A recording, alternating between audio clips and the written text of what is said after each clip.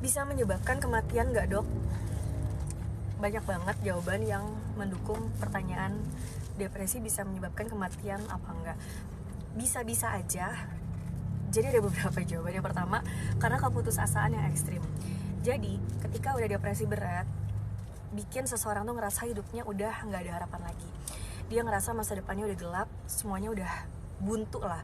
Dan keputusasaan ini bisa bikin pikiran kayak, aku nggak guna, nggak ada yang peduli sama aku, lebih baik aku nggak ada deh. Dan ini akhirnya bisa berkembang jadi pikiran untuk bunuh diri. Dan kalau nggak dicegah, bisa jadi tindakan nyata. Dari ide jadi tindakan. Itu yang pertama. Nah yang kedua, karena ada gangguan fungsi otak sama regulasi emosi. Jadi secara biologis, kan kemarin saya udah nyebutin nih, depresi itu bisa ngeganggu fungsi otaknya di bagian prefrontal cortex.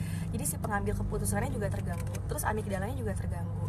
Akibatnya seseorang ini jadi susah buat mikir jernih, jadi lebih impulsif dan lebih sulit untuk menahan dorongan yang destruktif gitu, termasuk ada keinginan untuk menyakiti diri gitu.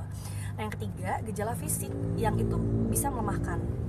Jadi misalnya depresi itu kan bisa bikin gangguan tidur, kelelahan yang hebat, nyeri kronik. Nah kalau berlangsung lama, tubuh itu kan jadi makin lemah, imun menurun, dan akhirnya bisa memperburuk penyakit fisik lain seperti ya jantung, hipertensi, diabetes. Memang gak langsung tapi kan proses.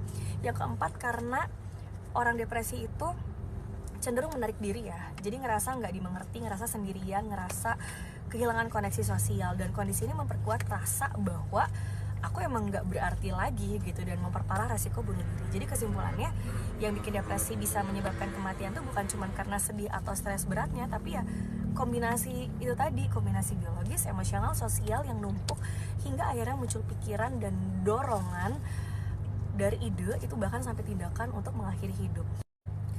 Tapi kabar baiknya semua itu bisa dicegah dengan pengobatan konsultasi psikolog atau psikiater. Tapi kalau udah depresi berat bahkan sampai menimbulkan halusinasi seperti itu sih harusnya ke psikiater.